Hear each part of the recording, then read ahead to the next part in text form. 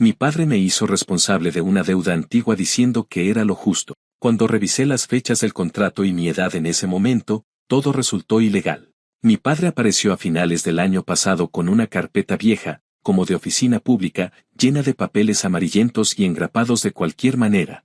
Yo pensé que venía a pedirme que lo llevara al dentista o a revisar el carro, pero apenas la puso sobre mi mesa entendí que la cosa iba torcida. Me dijo que era hora de que yo cumpliera mi parte como hijo, que había llegado el momento de hacerme responsable de un compromiso que él había cargado solo demasiado tiempo. Yo no entendía nada, porque nunca hemos tenido una relación donde él me pida cosas concretas, más allá de favores sueltos. Pero ese día estaba distinto, hablaba como si ya hubiera decidido que yo no tenía derecho a decir nada. Me soltó que había un préstamo pendiente, una deuda vieja que él había pedido por la familia cuando yo era más joven, y que ahora necesitaba que yo la asumiera porque, según él, siempre fue para ti. Me dijo con una seguridad casi ofensiva que yo había firmado como responsable secundario y que nada de esto era sorpresa. Ahí fue cuando me dio ese folder y me pidió que firmara un acuerdo para que el banco trasladara la deuda a mi nombre, todo con un tono de solo firma y deja de hacerla de pedo. Abrí la carpeta y lo primero que noté fue una firma que supuestamente era mía, puesta en un documento fechado cuando yo apenas estaba terminando la secundaria. Me quedé viéndola un rato porque, aunque era claramente falsa, tenía detalles que alguien podría confundir como míos. Me hervía la sangre mientras él hablaba detrás de mí con ese discurso de que un padre hace sacrificios y un hijo agradecido los honra. Yo traté de mantener la calma y le dije que como demonios iba a firmar un préstamo siendo menor de edad. Él respondió que lo había hecho porque yo confiaba en él y que era muy fácil para mí olvidarme de todo lo que él había hecho cuando yo era un mocoso que no entendía nada. Me soltó esa clase de frases manipuladoras que usan los padres que creen que el título de padre les da derecho a joderte sin límite. Pero mientras más hablaba, más evidente se hacía que estaba desesperado, no moralmente ofendido, solo asustado. Esa noche revisé los documentos con calma. Había 3 contratos distintos, todos con la misma firma mía, todos fechados en momentos donde yo era legalmente incapaz de firmar nada. Incluso uno de ellos fue refinanciado cuando yo ya era mayor, pero seguía usando esa misma firma falsa que jamás coincidió con mi firma real. Era tan absurdo que no sabía si reírme o romper algo. Entendí de inmediato que él había falsificado mi nombre para conseguir ese dinero y que había estado viviendo con esa bomba de tiempo esperando que yo, por ser su hijo, aceptara cubrirle el culo sin cuestionar nada. Me pasé casi toda la noche despierto, no por preocupación, sino por esa mezcla de incredulidad y enojo que te deja con el estómago apretado. Una cosa es tener un padre que comete errores, otra es tener uno que está dispuesto a arrastrarte con él sin siquiera dudarlo. Al día siguiente busqué una consulta legal. Le expliqué al abogado lo que había visto y me pidió que le mostrara las fechas. Apenas las vio soltó un suspiro y me dijo que aquello era un desastre para mi padre, que cualquier contrato firmado por un menor de edad sin tutela directa era inválido desde el inicio y que, si además se usó una firma falsa, yo no tenía responsabilidad alguna. Me dijo que, dependiendo del ánimo del banco, podían investigar el caso como fraude, porque no era un simple error administrativo. Yo no sabía si quería llegar tan lejos. A pesar de todo, seguía siendo mi padre, pero también sabía que si no ponía un alto ahora él iba a seguir exprimiéndome cada vez que se metiera en un hoyo. Cuando regresé a hablar con él y le dije lo que el abogado me había dicho, su reacción fue tan rápida que dejó claro que ya sabía que aquello era ilegal. Se puso a gritar que yo era un malagradecido, que él me había dado techo y comida y que ahora yo lo estaba apuñalando por la espalda. Dijo que, si el banco tomaba acciones, él perdería la casa y que yo tendría en mis manos la oportunidad de evitarle la ruina, pero que prefería verme muy digno. Yo traté de mantener la cordura, pero en algún momento exploté y le dije que él no tenía derecho a usarme como escudo para sus irresponsabilidades. Ahí cambió de táctica y empezó a llorar como si fuera víctima de una injusticia del universo. Me soltó un te vas a arrepentir, ningún hijo abandona a su padre así y se fue dando portazos como si yo fuera el monstruo de la historia. Ese fue el momento en el que dejé de verlo como mi padre y lo vi como un adulto que estaba intentando colgarme una cadena que no era mía. Me di cuenta de que la única forma de que él dejara de meterme en sus deudas era enfrentarlo de verdad, sin complacerlo por lástima ni dejarme manipular. No sabía todavía hasta dónde llegaría esto, pero tenía algo claro, si él quería arrastrarme con él, yo iba a asegurarme de que no pudiera seguir usando mi nombre como si fuera un juguete. Y si al final esto terminaba en consecuencias para él, serían las consecuencias que él mismo se buscó. Porque ese día entendí que la familia no es una excusa para que alguien te destruya la vida y luego espere que lo agradezcas. Actualización 1. Pasaron unos días en los que traté de volver a mi rutina sin pensar demasiado en lo que había pasado. Pero era imposible dejar el asunto quieto porque cada vez que intentaba concentrarme en algo me venía a la mente la imagen del contrato con mi firma falsificada. Empecé a sentir un tipo de enojo más frío, menos explosivo y más constante, ese enojo que aparece cuando entiendes que alguien actuó con plena conciencia de que te estaba jodiendo y aún así siguió adelante.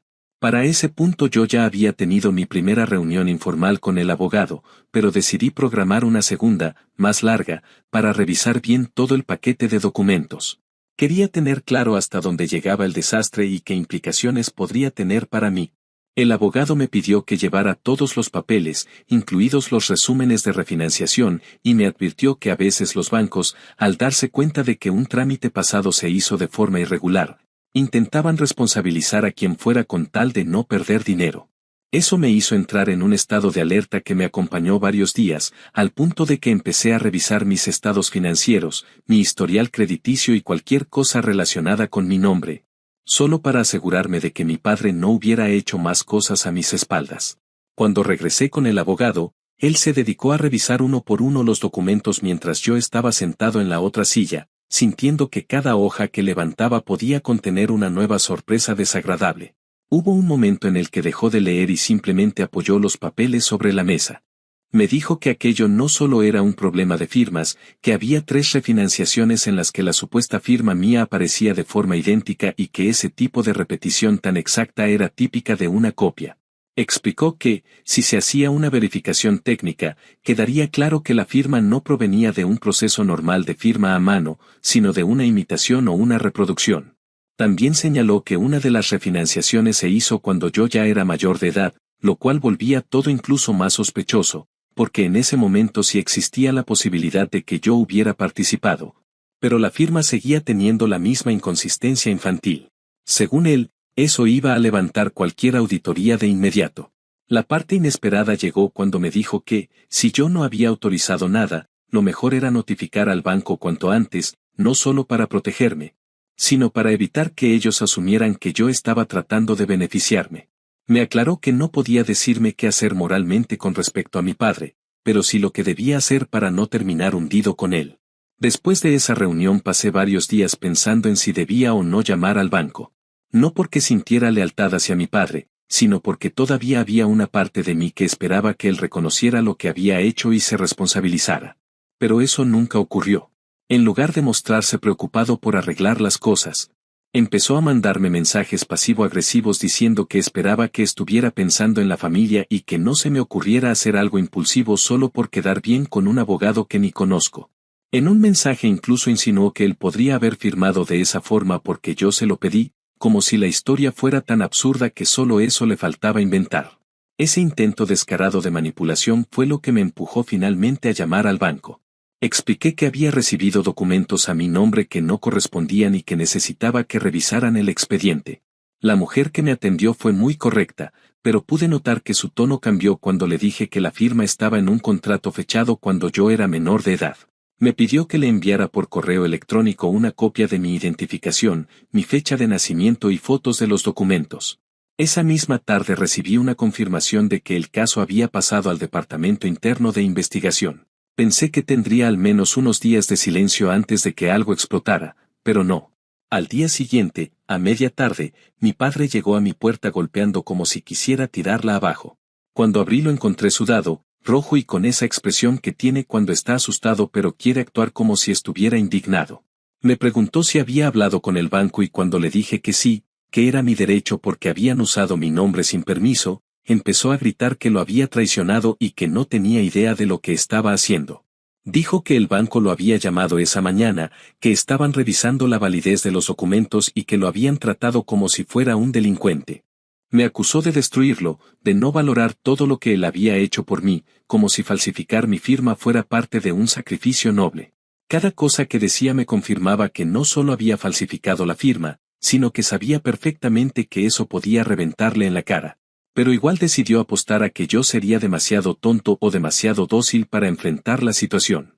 Cuando intentó forzar la entrada a mi casa, tuve que advertirle que llamaría a la policía. No pensé que llegaría a ese punto, pero la mirada que me dio fue tan agresiva que por primera vez me dio miedo. Eso lo detuvo y terminó alejándose mientras seguía gritando que yo era un ingrato. Apenas se fue, llamé a mi hermana para contarle lo ocurrido. Ella y mi padre no tienen una relación cercana porque él también la usó varias veces como escudo para sus problemas, pero su reacción me sorprendió. Me dijo que ella ya sospechaba que él había hecho algo así porque lo había visto manipulando papeles meses atrás, aunque no sabía que estaban a mi nombre.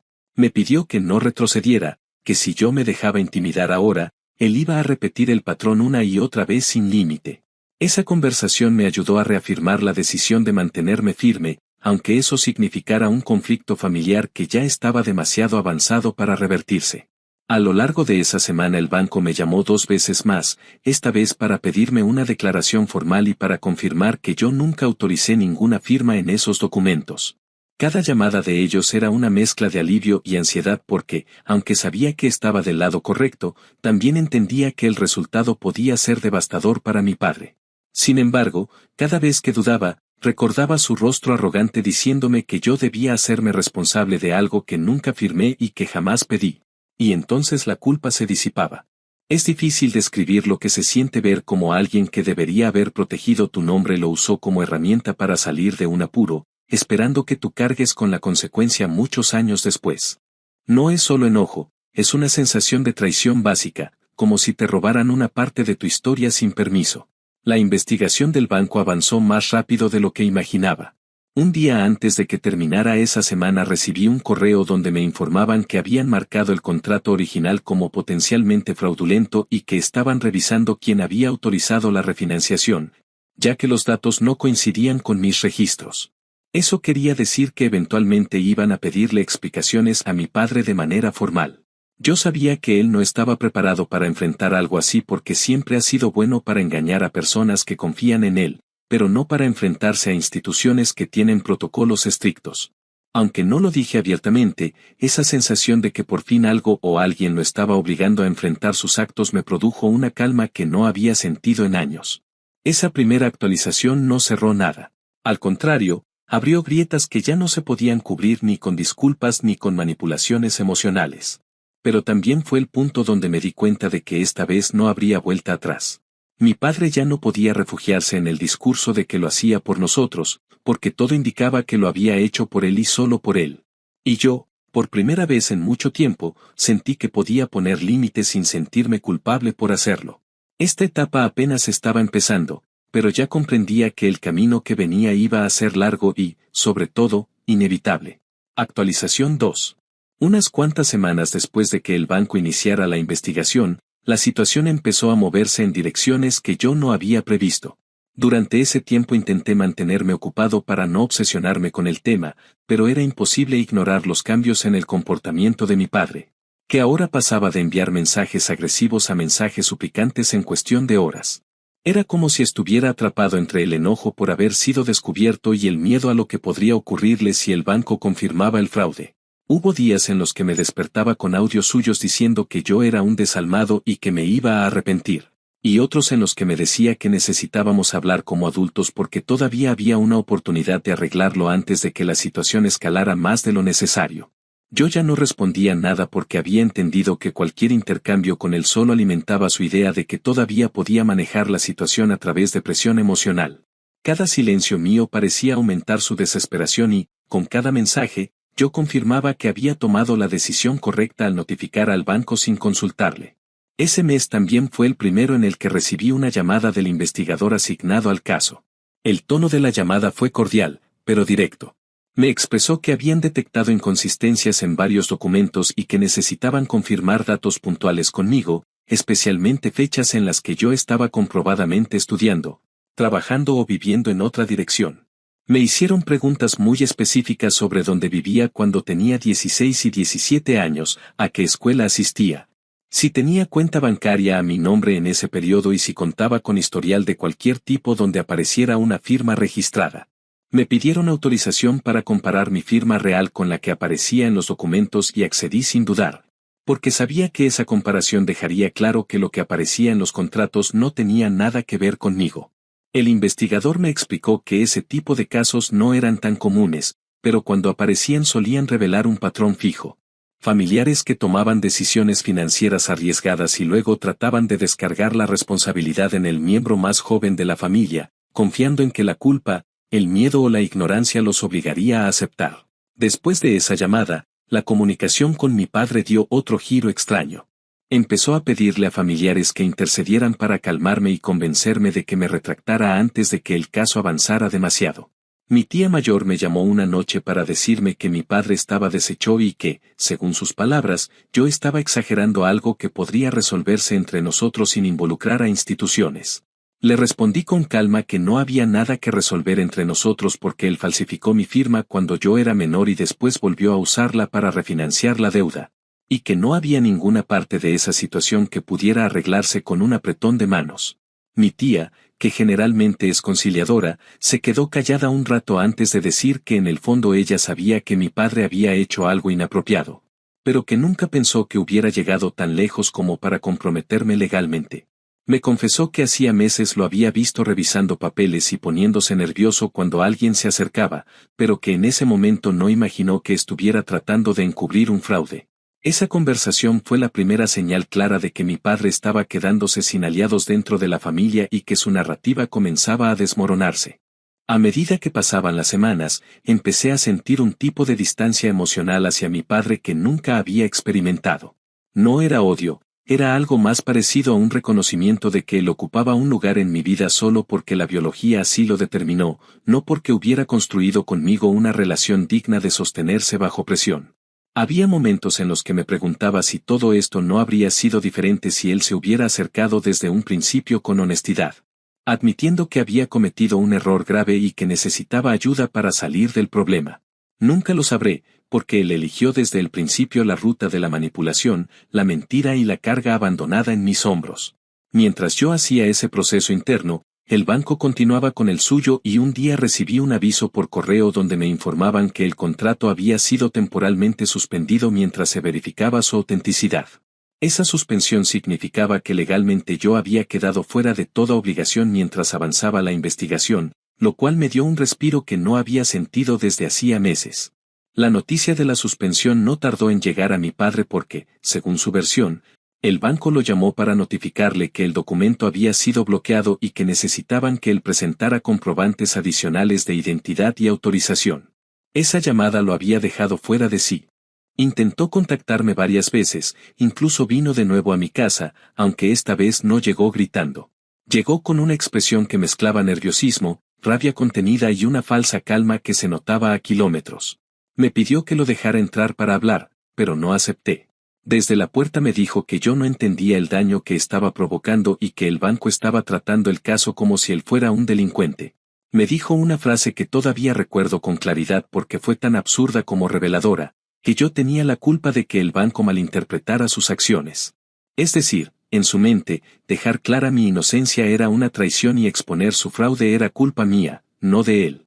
Le respondí que había sido su decisión falsificar documentos, no la mía, y él replicó que lo había hecho por la familia. Escuchar de nuevo esa excusa fue como recibir un recordatorio de que él no tenía intención de asumir responsabilidad. Me limité a decirle que no íbamos a seguir hablando y cerré la puerta, incluso cuando continuó hablando desde el otro lado. Después de ese encuentro, llegó un periodo más tenso. Pasaron varias semanas sin contacto directo con mi padre, pero su presencia seguía existiendo en forma de comentarios que recibía de primos, tíos y conocidos que lo habían visto o escuchado decir que yo había arruinado su vida.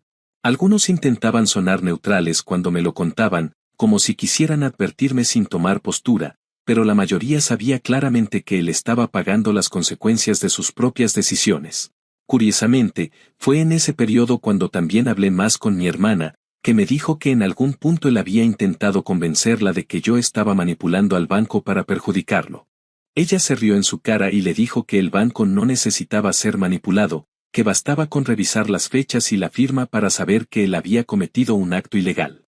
Esa reacción suya fue un alivio, porque por años sentí que mi hermana cargaba con su propia historia de conflictos con él y ahora ambos estábamos viendo el mismo problema desde ángulos distintos pero con total claridad.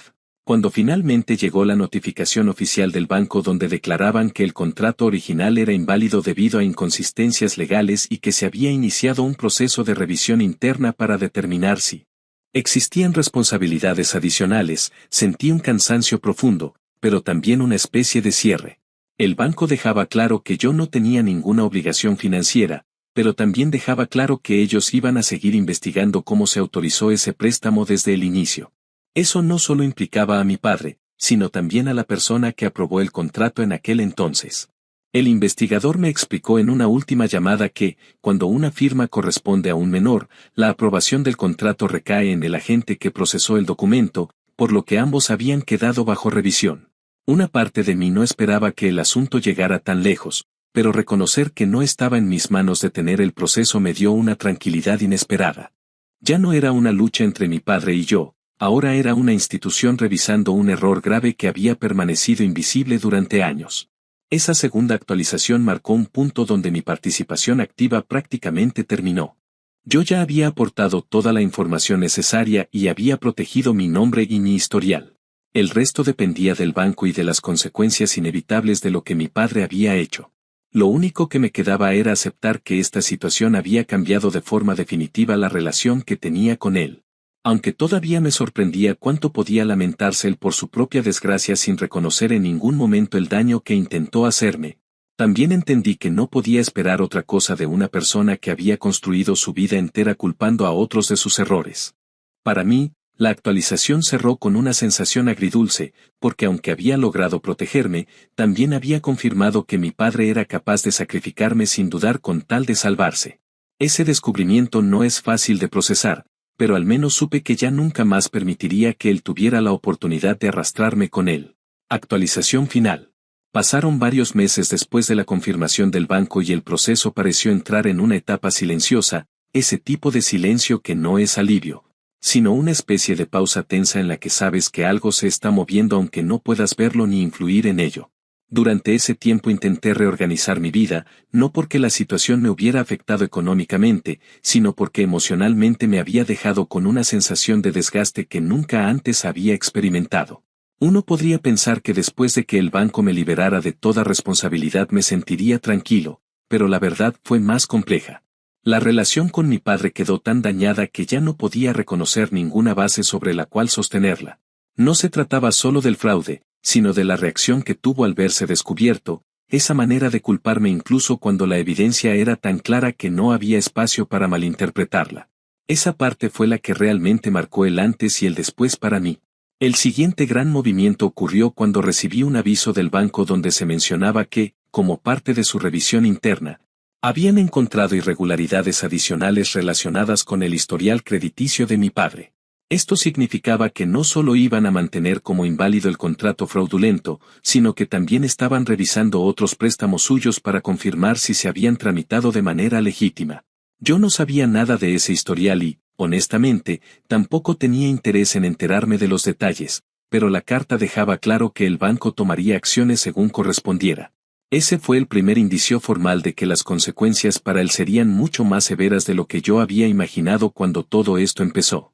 El aviso incluía una frase que me dejó pensando varios días: la institución se reservaba el derecho de recuperar pérdidas por vías administrativas o judiciales.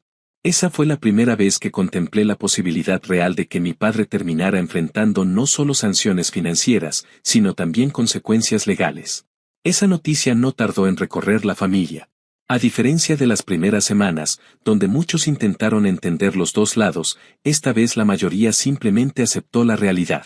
Algunos familiares incluso me dijeron que siempre habían sospechado que mi padre manejaba su dinero de forma irresponsable, pero que nunca imaginaron que pudiera arrastrarme a mí de esa manera.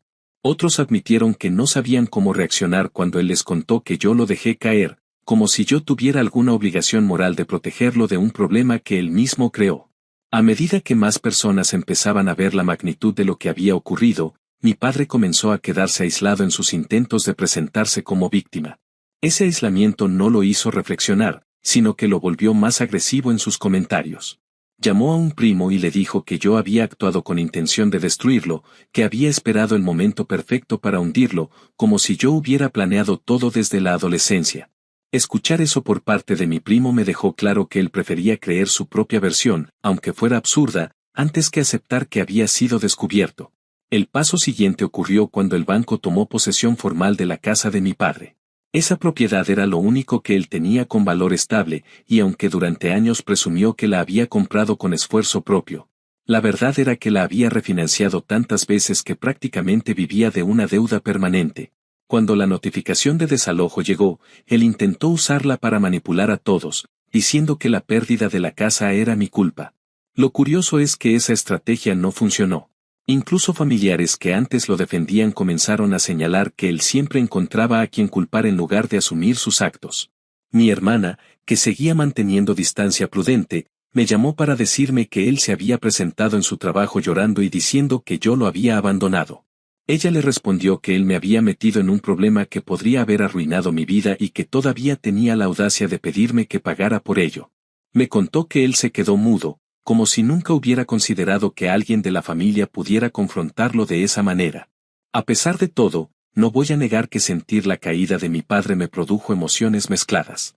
No alegría, pero sí una especie de alivio extraño, como si finalmente estuviera ocurriendo algo que debía pasar para que él dejara de ver a los demás como herramientas de uso personal.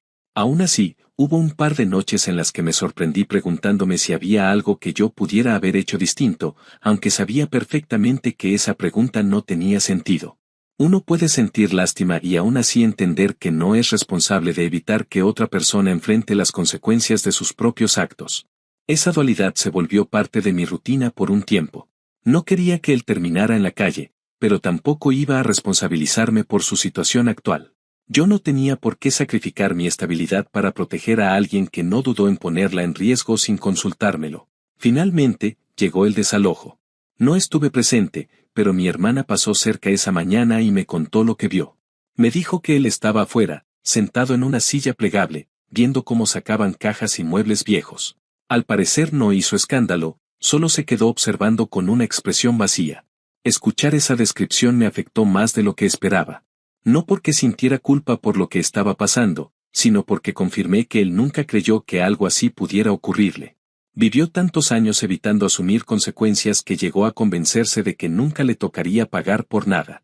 Ese día marcó su caída más evidente, no solo económica, sino emocional. Terminó viviendo en un pequeño departamento que un primo consiguió a bajo costo. No era un mal lugar, pero definitivamente era un retroceso enorme comparado con su manera de vivir en los últimos años. El último encuentro directo que tuve con él fue breve y desagradable. Me llamó unas semanas después del desalojo y, en un tono que intentaba sonar calmado, me pidió que hablara con el banco para retirar mi declaración. Le dije que eso no era posible y que, aunque lo fuera, no pensaba hacerlo. Entonces cambió de actitud y comenzó a insultarme como al principio, diciendo que yo había destruido a la familia y que me iba a arrepentir. Lo escuché sin responder hasta que dejó de hablar y solo entonces le dije que no íbamos a volver a discutir ese tema. Le expliqué que había tomado sus decisiones sin considerar las consecuencias y que ahora debía enfrentar el resultado. Él reaccionó como tantas veces antes, negando cualquier responsabilidad y diciendo que yo era la única persona que podía rescatarlo. Le respondí que nunca más iba a cargar con algo que no era mío y terminé la llamada. Con el paso de los meses, la distancia entre nosotros dejó de sentirse como una herida abierta y se convirtió en una separación definitiva. Ya no espero que él cambie, ni que entienda, ni que un día reconozca lo que hizo. Y aunque esto podría sonar triste, para mí ha sido una forma de recuperar algo de paz. Esta situación me obligó a reconocer que no tenía por qué seguir justificando comportamientos que siempre habían sido destructivos. También me enseñó que poner límites no es un acto de crueldad, sino de protección personal.